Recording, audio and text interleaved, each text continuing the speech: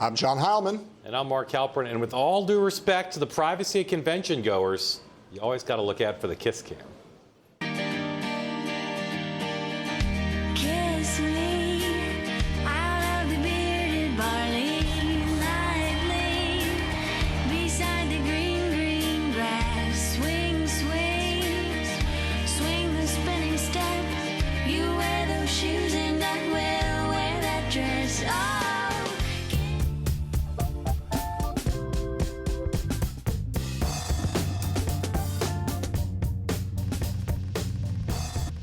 Such a cute couple.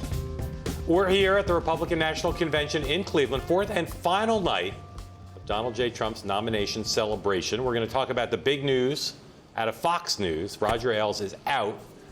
Get to that a little later in the program. But first, tonight's the night for the biggest star power of the week in Cleveland, the long-anticipated primetime duo of the candidate himself and his daughter, Ivanka. Ivanka takes the stage right before her father accepts the nomination this evening in the 10 o'clock hour. There they are. You can see them checking out the stage during the afternoon walkthrough that they did. Anticipation about what Donald Trump is going to say has been building all week. And after the rough moments they've had during the first 3 days, the stakes are now even higher for Trump to perform. While we wait for tonight's closing action, it's fair to say that everyone here is still talking about the fallout from last night, Ted Cruz's endorsement-less speech. Here's a quick catch-up on the Ted and Don drama. Cruz speech fallout. Here's what happened. Senator Cruz, you going to endorse Trump? Sir, I need to do We'll see. We saw he didn't. Vote your conscience. Hillary liked it. The convention didn't. Big boos. Bigger than the boos Cruz folks threw at Trump earlier in the day. Heh. Boos Cruz. Good one. Trump hits Cruz. Says he broke the pledge. But also, he knew he would and let him speak anyway. NBD. Well, that's big of him. Team Trump attacks. Representative Peter King called him an a-hole. I'd probably use the same verbiage. You would? Really? It was an absolutely dishonorable moment. It was just total disloyalty. I think it was awful. So Ted Cruz's campaign manager, Jeff Rowe, lashed out at Christie's criticism. The New Jersey governor had, quote, turned over his political testicles long ago. And the guy who called him Lucifer in the flesh says Lucifer is back. Cruz doubles down, says he wasn't going to be a servile puppy dog. Like a servile puppy dog, and say thank you very much for maligning my wife and maligning my father. And so with that, I'm happy to answer any and all of your questions. Are you going to vote for Trump? And I can tell you, I'm not voting for Hillary. No back down from Cruz today. So did he hurt himself, John, last night, or did he hurt Trump, or both? There we go. In the category of we want to avoid the false binary, I think there's no doubt he hurt Donald Trump in the sense that, what we predicted last night when we were in that room watching it, we said, Mike Pence will be overshadowed. The questions of why was he allowed to speak? Why was he put in that time slot? This is disloyalty. There's booing from the convention floor. We never get to see that. That's been the story all day long in the press, wall to wall, plus all the follow-on stuff that we showed people there. That's not good for Donald Trump. That's not good for this convention. I think the long-run question about whether it hurts Cruz's political future is the thing that we can't tell, I think, from here in Cleveland, which is how did that speech play outside the hall, and does Trump win? Yeah, and does Ted Cruz have the ability to expand his base 4 years from now if he does run again for president? He certainly is not endeared himself to the people who care about Donald Trump's nomination for Republican regulars. And you hear lots of senators saying today, this is why Ted Cruz is the least popular of the senators. Right. So I think that I think probably Trump, if he performs well tonight, will be fine. It won't have hurt him in any long-term way. Certainly heard the coverage of night 3. And I think Cruz, it could go either way. But it was quite a moment. Oh. These conventions. You were right in the middle of it. You were in the middle of it. The emotion was high, right? These conventions have become 4-day, very planned. They try to minimize anything.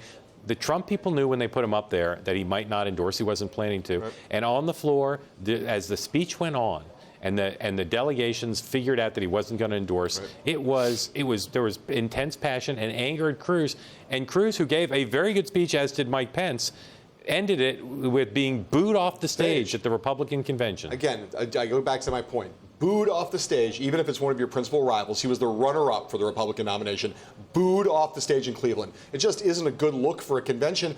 You know, the thing I think you're saying, which I thought was striking when you were talking about last night, because you were right in the middle of it all last night, was in these pre-planned, pre-packaged events, genuine emotion, genuine anger, people really seething mad about what was happening. The Cruz people put a lot of thought into the speech. Listen to some of the things he said last night, which sounded to my ear uncharacteristic for Ted Cruz. Yeah. Freedom means religious freedom, whether you are Christian or Jew, Muslim or atheist. Whether you are gay or straight, the Bill of Rights protects the rights of all of us to live according to our conscience. Our party, the Republican Party, was founded to defeat slavery. Together, we passed the Civil Rights Act, and together we fought to eliminate Jim Crow laws.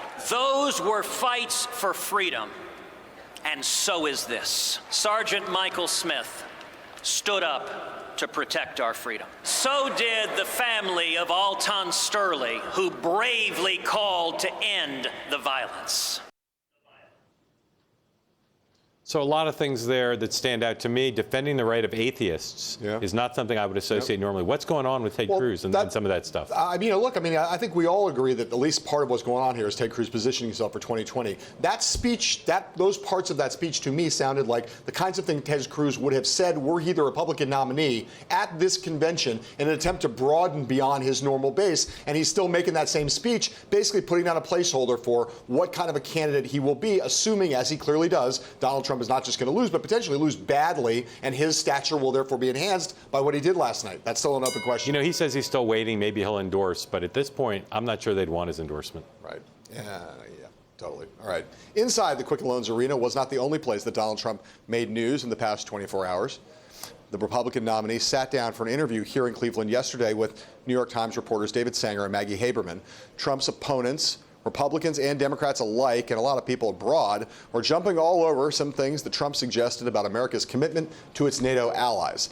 Asked about the Baltic states and whether the U.S. would come to their aid if they were attacked, or any of them were attacked by Russia, Trump said he would decide based on whether those countries have, quote, fulfilled their obligations to us, end quote. Jake Sullivan, the senior policy advisor to the Clinton campaign, put out a statement saying, quote, it is fair to assume that Vladimir Putin is rooting for a Trump presidency. Mark, been a lot of talk about this all day today, too, this story. What do you make of what Trump said to Sanger and Haberman? I think that the establishment is reacting in a bipartisan way and saying, oh, this is filled with gaffes. This is Donald Trump's foreign policy. And while they may try to walk some of it back, maybe even in the speech tonight in some ways, and certainly it doesn't help them to have another distraction, I think a lot of the things in here will be appealing to the American people, and they represent, as Trump says about so many issues, this is his opening bid. This is his way to pressure. The American people, I believe, think NATO allies need to pay more. And Trump's trying to pressure him if he wins to do it. On Turkey, people are saying it's controversial. I haven't seen any administration pressure Turkey to get along better with the Kurds or to have more democracy, including the current one. Right. Let's be clear. This is not a gaffe in the sense that it's not at a variance of what Trump thinks. He didn't make a mistake here. We were among the first reporters in an interview with us at Mar-a-Lago when he first suggested that he wasn't fully committed to NATO in the way that there's been bipartisan agreement to the tenets of NATO for now 40 years of American foreign policy. I think you could argue about whether it's popular or not, and I have no doubt that there are some Americans who think we should be less engaged with the world and less traditional in our engagement with the world. But there's no doubt Hillary Clinton is going to take up the banner. This will be something that Hillary Clinton talks about. Has. Well, and we'll talk about it in a thoroughgoing way next week and beyond, as this being another evidence that Donald Trump just doesn't understand the implications of foreign policy and how national security works on a global basis. We're going to have David Sanger, one of the New York Times reporters who did that interview, and obviously a guy who knows a lot about foreign policy, later in the show. I will say, you hear a lot of foreign policy people today tisk-tissing and saying, oh, this shows Trump's unsophisticated, Trump doesn't know what he's talking about. This is his foreign policy, and if he can win, this is what Americans' foreign policy will be. Maybe. All right, as we mentioned, Ivanka Trump is going to introduce her father tonight on the convention stage. You'll remember she had the same role when Trump announced his candidacy for the White House in New York last June. More than a year later, she is still one of his fiercest defenders. She demonstrated that this morning on NBC's Today. I know the man as a parent, and I can share how he raised me and my siblings and the father he was. But also I can talk about the man he is as a leader and an entrepreneur and a business builder and a visionary. So knowing him from those two very different vantage points, but seeing similar attributes really transcend both worlds, I think it gives me a bit of a unique perspective in that regard. John, everybody talks about the fact that she is a pretty extraordinary communicator. What does she have to do tonight in order to help her dad out? Well, she got a lot more weight on her now after these last 3 days than she might have had otherwise. It was always going to be a high-pressured speech, but there's a lot more on her and on her father tonight than before. You know, what we have not seen much of, or what has been eclipsed by some of these other controversies, is a lot of the other side of Donald Trump. So she got to do that in a generic sense, and I think more specifically, Donald Trump's got big problems with huge parts of the electorate, including college-educated white women all over this country. Ivanka Trump has a chance to connect with those people and make her father more palatable to those women that he needs to win. Unlike Eric and Don Jr., Ivanka doesn't really talk politics. She talks more business and about her father. And she has plenty of liberal friends. Just how liberal she is, I don't know.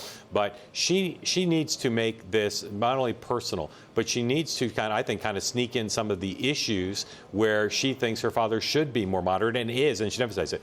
Planned Parenthood, for instance, when he says they shouldn't be at funding for abortion, but they do a lot of good things. I think you'll hear her try to edge him in those directions tonight, because she is, at this point, in their arsenal, the best thing they have going for them to try to broaden his appeal beyond the people who are currently for him. Right. Well, notice that's a very good example of the kind of thing I'm talking about in terms of demographics. I think she also has some things that she could say about her father conceivably that would make him more appealing to millennials. You know, again, he has big demographic problems, and she could speak to some, if not all of them, tonight. And again, given what's happened over the last 3 days, she better do it, and she better do it well. Her brothers say pretty much openly she's the favorite child. She's got a unique bond with her dad. Yeah. And I will say there's glamour here. She is a glamorous figure, and I think a lot of Americans would like having glamorous people in the White House. That's an advantage, and we'll see her display that tonight. All right, up next, we're going to talk to Republican Congressman Steve Scalise about what happened last night with Ted Cruz and what's going to happen tonight with the Trumps when we come back.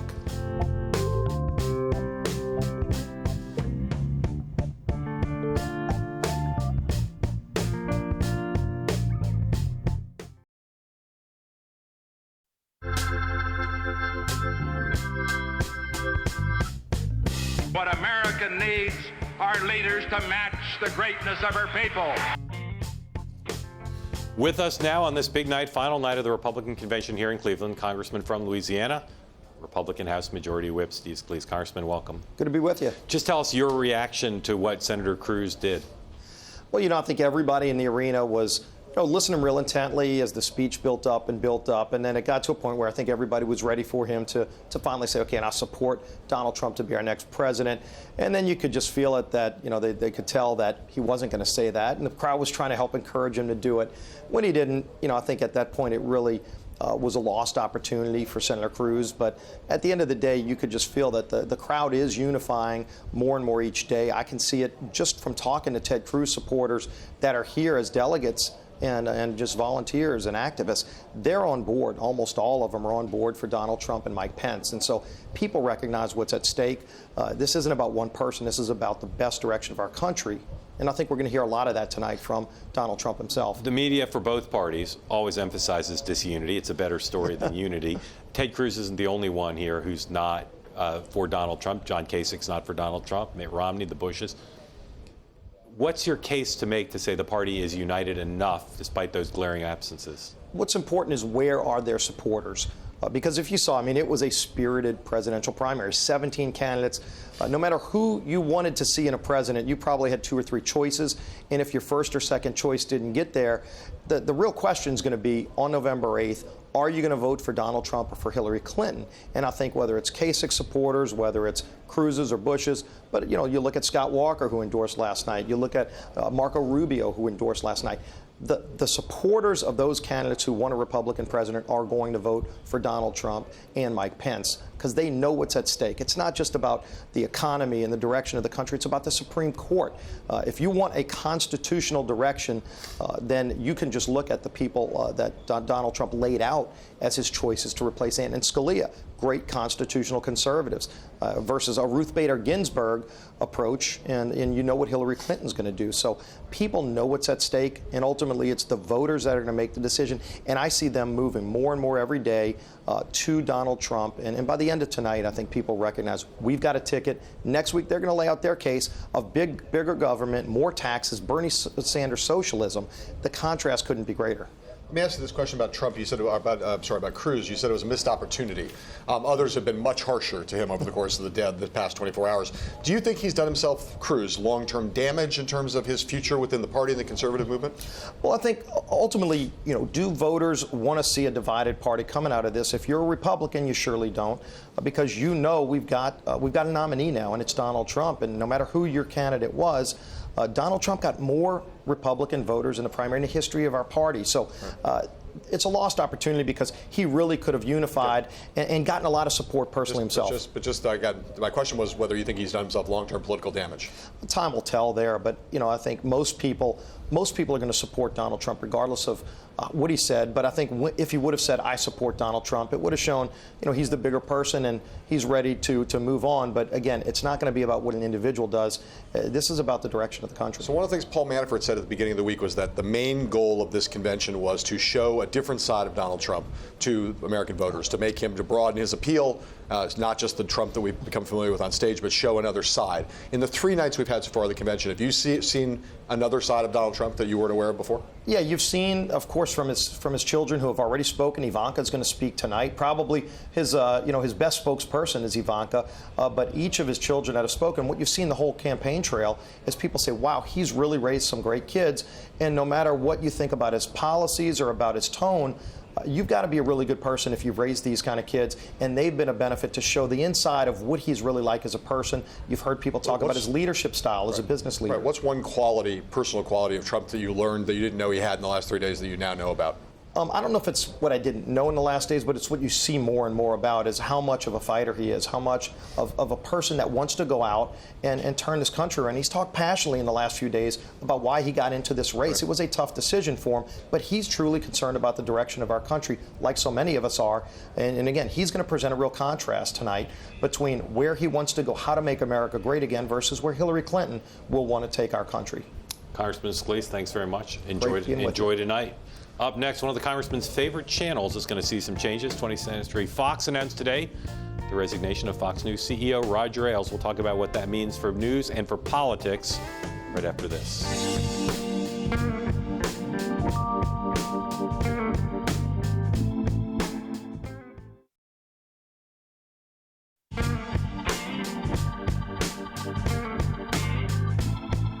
After a week of swirling accusations of sexual harassment against Fox News CEO Roger Ailes, 20th Century Fox today announced that Roger Ailes is officially out. Day we thought would never come. Rupert Murdoch will take over as acting CEO of the network. Here to give us a fair and balanced assessment of the story is Jim Rutenberg, the media columnist for the New York Times. Jim, just a gargantuan story. What does it mean for Fox News that Roger Ailes is out? I mean, it just will never be the same. It can't be the same network. Roger Ailes is the network, and I don't think that's ever overstated. The whole way it is because of Roger Ailes. So can it survive? I mean, again, what's its future in a world? I know we don't know who the new. We have Rupert Murdoch in temporarily. We don't know who the new leader is going to be. But how uncertain a future do you think it now faces? I mean, the way its future depends on the Murdoch family. Rupert Murdoch co-founded it with Roger Ailes and very much approves of the way it is. And I think it's so interesting that he's an interim CEO, right? He's quite elderly. He's plenty on the ball. He'll try to maintain it in the kind of Roger Ailes way to the extent that he can for the time being. But Rupert Murdoch's sons, James and Lachlan, they're not their father. They may want to change the network a little bit, but they have to be careful. That network makes so much money, and it's such a destination, especially for movement conservatism. So they could fundamentally change that network. And even if they decide to keep it the way it is, again, without Roger Ailes, it just can't be the way it is. Donald Trump, like Mitt Romney before him, does a disproportionate number of his interviews with Fox News Channel programs. Is that likely to continue in the short term without Ailes? I think before I knew Rupert Murdoch was going to be the interim CEO, I thought maybe that could change. Because it's Rupert, I think that will remain the same for now. But if I were your network, I'd be trying. I think it's like there's going to be more of a shot at that. Well, I worked at ABC News when Rune Arledge left. I'm well aware of that. Just made a huge difference. The DNA of ABC News was Rune Arledge. What's an example of something that Ailes did day to day that probably now will be different because he won't be there? I sat there. I spent a week in his office once, several years ago. And while it's overstated that he's dictating every word, in the morning he is like, hey, he tells his team, make sure you're on this, make sure you're on that. And we know what some of this, like with the IRS scandal, have been covered the same way. With Fast and Furious, these scandals that became causes celeb on the right, those were kind of Ailes babies. So like a fingertip feel for kind of the talk radio sensibility of what would drive Fox viewers to stay watching. Yes, but one other thing that's really important is the look. And you've seen a lot of writing about translucent desks. You guys, I don't know if you're looking at my legs right now, but there's a look of the network. Ailes understands television and how it should look, how important it is that it's a beautiful visual medium and it's arresting, and he had a gift for that. It has now been widely reported and is widely assumed that what was really the dagger in his heart in some ways was that the notion that Megyn Kelly was among his accusers in this internal investigation going on. Is that right?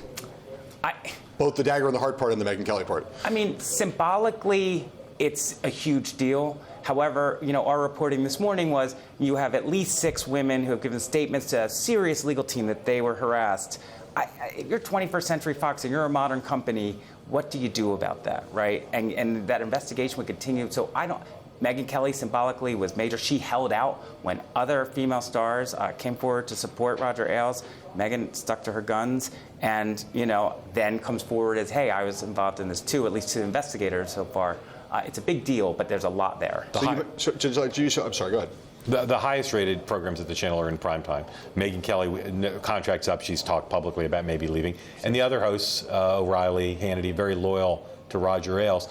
If the primetime hosts leave, how devastating would that be? They've all been in place for a long time. I mean, Bill O'Reilly is a huge star. Megyn Kelly is a huge star. Those are the 2 huge stars.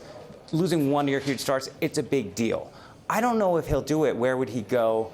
And again, if Rupert Murdoch and his sons keep some of the kind of... Do they have a bench if they lost one of those? Do they have people there who can come in and take those primetime jobs? That's a hard bench. You're talking about a bench for someone who, O'Reilly is like one of those stars that just don't come along. They come along once in a generation. You love him or hate him. The guy is a television talent. So you don't have a bench for that. That, Megyn Kelly, is a big star. If she's here, she's going to maybe can fill that role. But you don't have another person who's going to come in who's that kind of talent right off the bat. That takes a lot of time. Is it your sense that the sons both were pretty much the driving forces in pushing Ailes out, and that possibly the father was a little resistant even to the end? I mean, that's been our understanding. However, again, what our best sources at the company are stressing is that if you have an investigation that's finding what they say they were finding, that it doesn't matter. All the who likes who and who wants to do what and all the stuff we love to report on, it's less important than the legal exposure to the company and its corporate culture. Kind of fascinating that they hired this firm to do a real investigation, because you often see corporations hire people and not do a real investigation. And that's the new generation. Right. This News Corporation, what it used to be called, Rupert Murdoch's company, it had a huge hacking scandal. Some people remember that. And they had to reorganize, and they were known as this pirate ship culture. Now they have to be more serious. All right, Jim Rutenberg, thank you for being here. As always, you're a great man. Up next, veteran Republican strategist Rick Davis after this.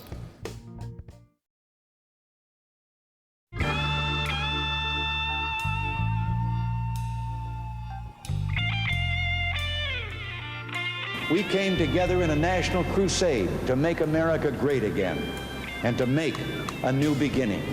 Welcome back. Joining us now here at the table, our friend Al Hunt, a great man. And Jenna Johnson, how are you? Good to see you in the Washington Post. You guys, it's been an incredibly eventful 3 days. Al, you've done a lot of these conventions. So put it in perspective for us. Give us the big picture.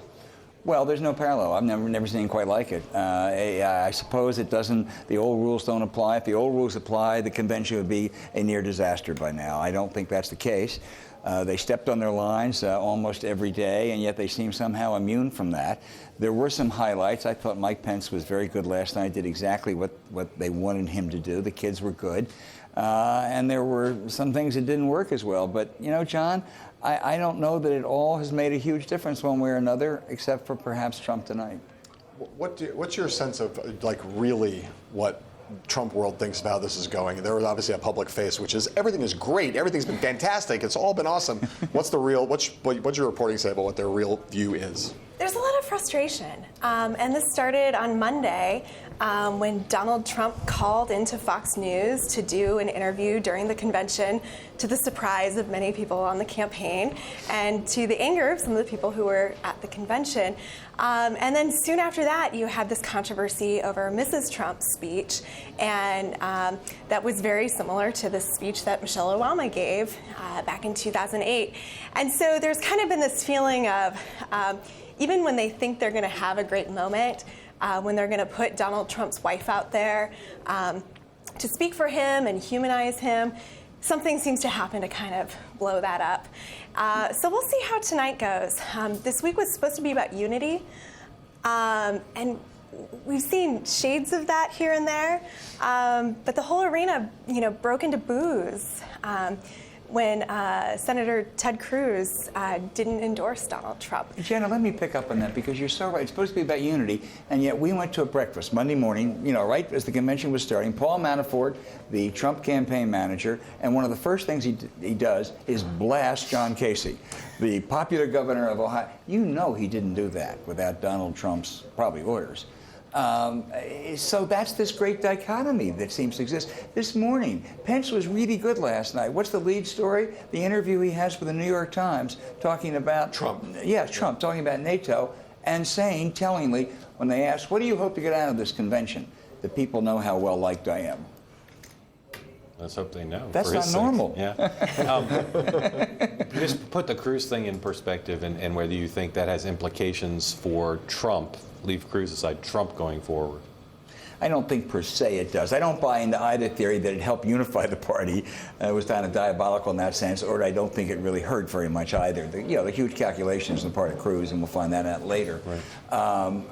I think, going to Jenna's point about unity was supposed to be the purpose of it. And again, maybe it doesn't matter, but a convention where the second and third place finishers won't endorse the nominee, where prominent governors, Michigan and Illinois and Massachusetts and elsewhere, aren't here, prominent senators, really the brightest young women House members. That's not a convention of unity. By conventional yardsticks, that's a disaster. By today's yardsticks, perhaps not. Jenna, Hillary Clinton's been extraordinary, and her campaign have been extraordinarily aggressive this week in public events and bracketing every utterance. Any idea what the Republicans and Trump himself plan next week when the Democrats are in Philadelphia? Well, we'll see, but I think that they're looking to be just as visible and to upstage her whenever possible.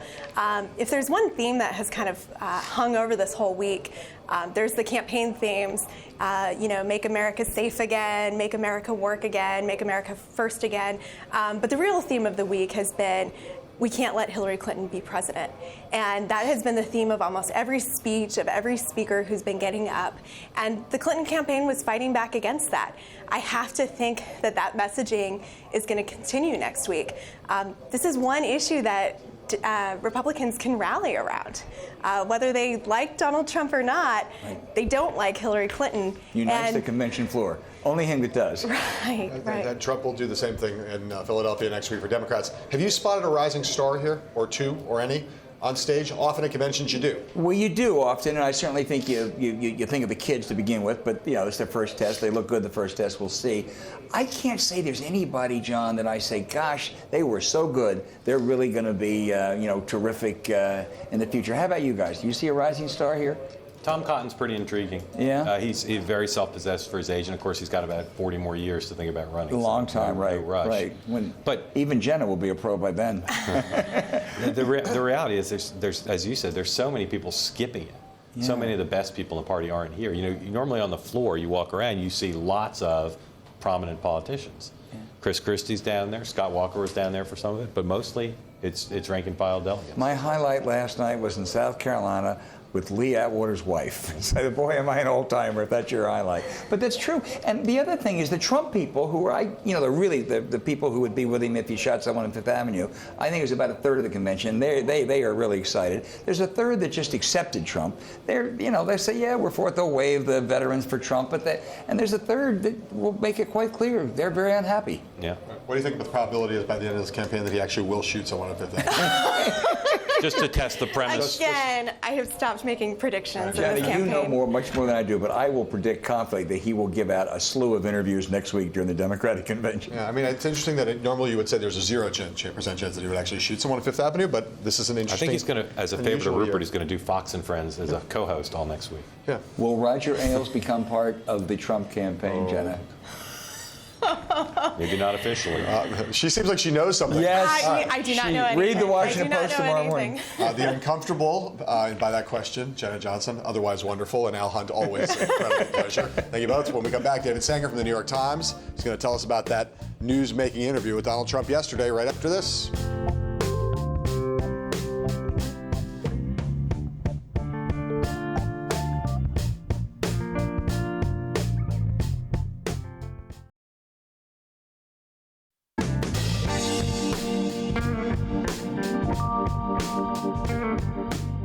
We will use these good times for great goals.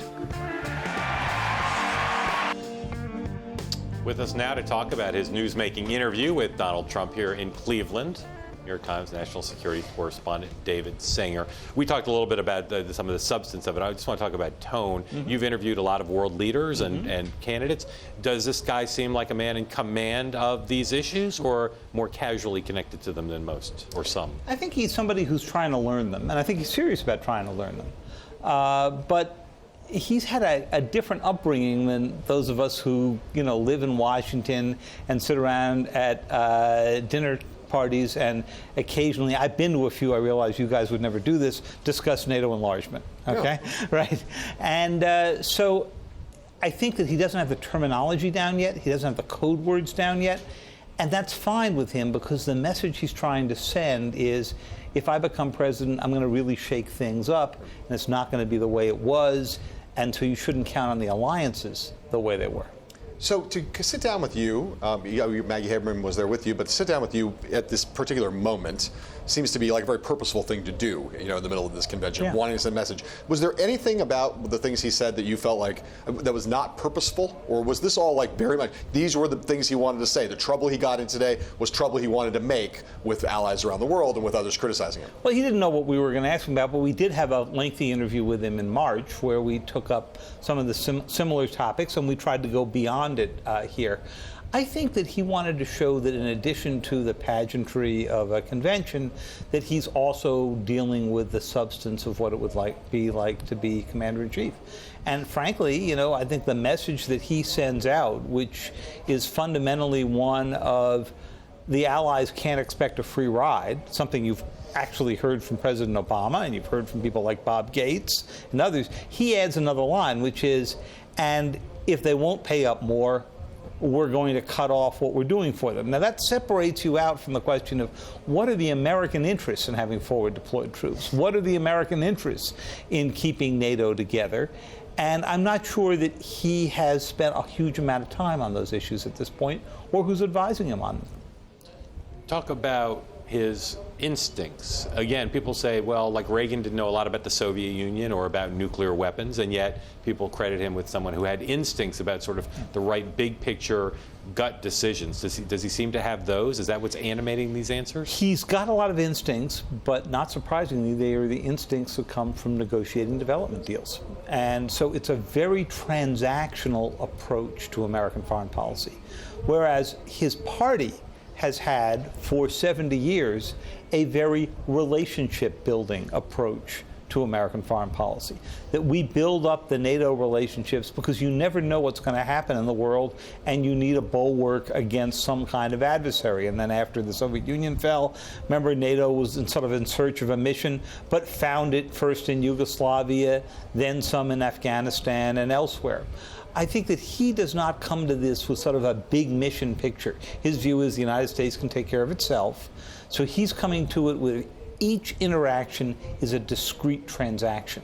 And that's where he and the party establishment, the foreign policy establishment, would separate. So transactional, sees a lot of these issues through an economic lens, not a security lens. That's right. Is there a philosophical underpinning that you think you can find? I mean, is he some hodgepodge neocon, realist, isolationist? What's the picture of that on that front? You know, I was struggling with that at the end of the last interview, and that's when in March, and that's when I said to him, you know, if I had to characterize this, I would characterize it as America first. And I was expecting him at that time to say, no, this is not like the isolationist movement in the days leading up to World War II. But he said, no, he liked America first. And I came back to it yesterday, and he said, the reason that I like the phrase, and this is in the transcript that we've posted on the New York Times website, the reason I like the phrase is I'm thinking of it in terms of today. It has no historical resonance for me. Now, I think for many others, and certainly for older Americans who are thinking back to Lindbergh and that whole moment in time, it's got a huge historical resonance. But he said not for him. One of the most striking things to me is he said something that you might hear from a Cuban leader, basically saying, our house is not in order. We have problems here in America with race, et cetera, and therefore we're not necessarily in a position to criticize other people. Is that something that's a departure from what a lot of American leaders would say? Certainly. I mean, I think what you would hear from President Obama, what you used to hear from President Bush is, we are not a perfect nation, long way from it. You certainly hear this from President Obama on race-related issues. But he says, we are striving in that direction, and look where we've gotten from, say, the 1960s civil rights movement to today. But it's quite something to say we don't have the standing. That's right. What the argument he's making is a little more like what you hear if you read the Chinese or the Russian press, where they say, who are they to lecture us? They've got Ryan, they've got Ferguson, they've got bigger issues themselves, and so, you know, they should stick their nose out of our business. We're not telling them how to go deal with their own. It's an interesting thing I don't think he would necessarily agree with the statement that almost every other president would, which is that we are the indispensable nation. It doesn't feel like he believes that. I think that he would probably say, we are the most powerful nation, and we are willing basically to offer up that power if we are compensated for it. David Sanger, great interview, and you're nice to come back and share with us. Up next, veteran Republican strategist Rick Davis talks to us about how this convention's gone and where it's going right after this.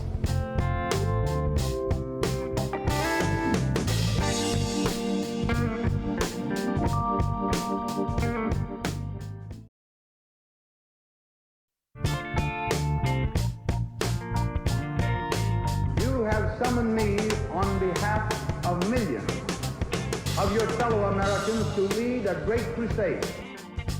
Welcome back. Joining us is Rick Davis, the campaign manager for John McCain's 2008 presidential run.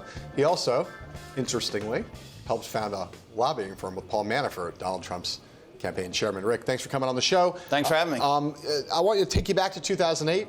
That was an eventful convention in Minneapolis that you folks staged on the McCain campaign. Yep. Having experienced that one and experienced this one, what parallels and differences do you see?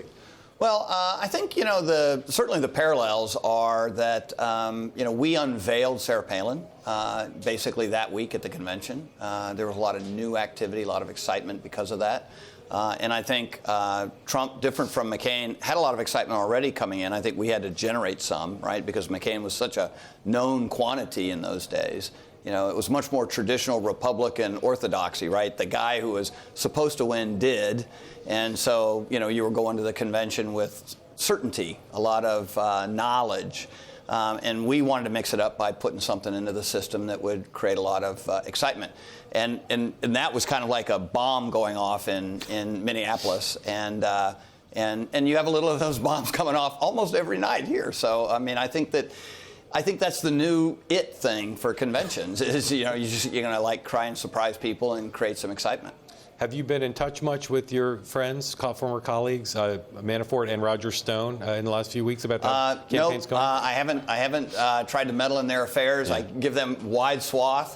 So as you've watched them, not involved directly in politics anymore. So as you've watched them from afar, how do you think they're doing in this complicated hierarchy of the Trump campaign, and particularly dealing with the candidate? Well, I don't know about Roger, but certainly, Paul, you can see his hand in all of this, right? And he's probably the greatest convention manager of the modern era. I mean, he's worked on a lot of them with me and for me on other projects we've done, and it's got some of the hallmarks of what his traditional skill sets are, but also I think he's in the position where he's dealing with a phenomena that isn't traditional politics, which is the Trump campaign. And I think he's both learning from Trump as it relates to what the new era of politics is, and dealing with that also. So it's the thing that's nice about politics is you never stop learning, right? Every cycle's different, every candidate's different. You can't replicate what you've done in the past.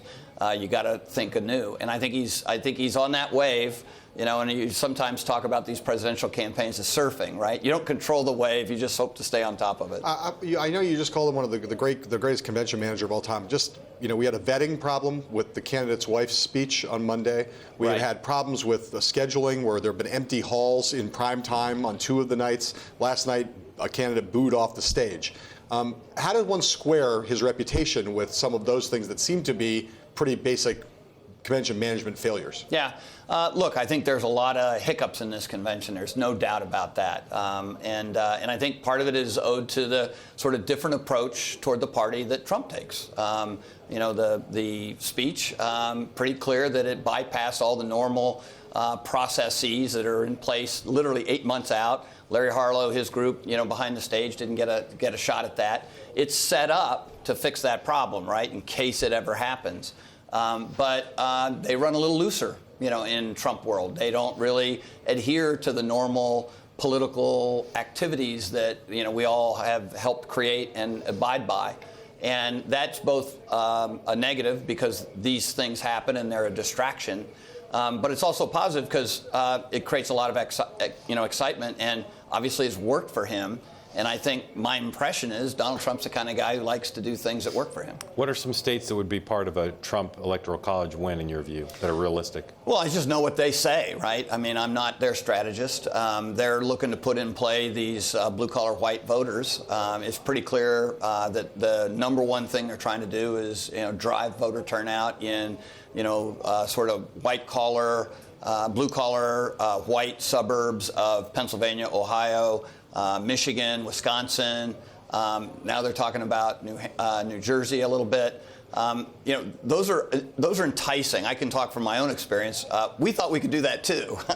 We put money into in 2008. We put money into Pennsylvania. We put money into Michigan, and we wound up yanking out of those places because we at this point in the campaign, those were close states. They were all within single digits. We thought we had a unique cast of characters, McCain and Palin. We thought we could change the political dynamic on the ground in those places, and we couldn't.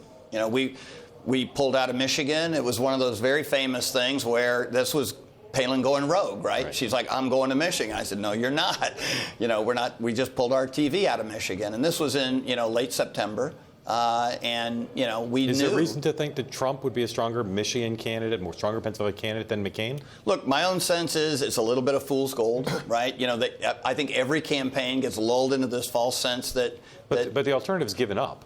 Well, I mean, look, they get to pick where they want to play, right? And I think this narrative sort of fits the candidate. They have to give you a narrative that here's how we're going to win.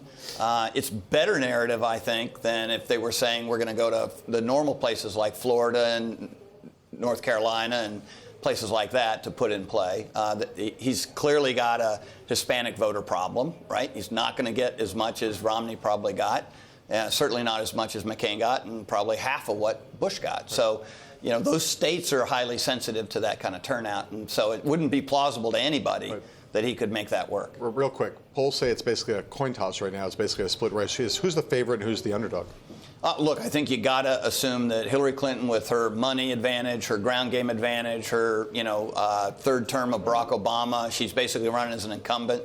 You always give the incumbent the advantage. So I think in this case, you got to call it that. But look, I read the same polls you guys do. Ohio, Michigan, these places look really good right now.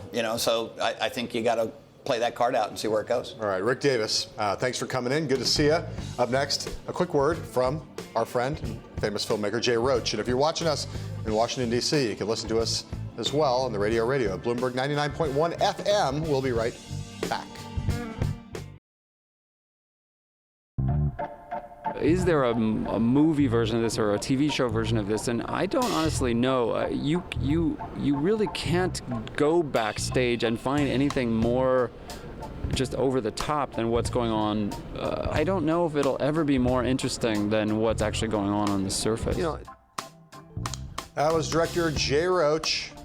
An interview for Culture Caucus, my podcast with Will Leach. Check it out on BloombergPolitics.com, along with all of our team's Cleveland coverage. Coming up on TV, Bloomberg West has CEO Ethan Brown. Until tomorrow, from Mark and me here in Cleveland, we say to you, sayonara.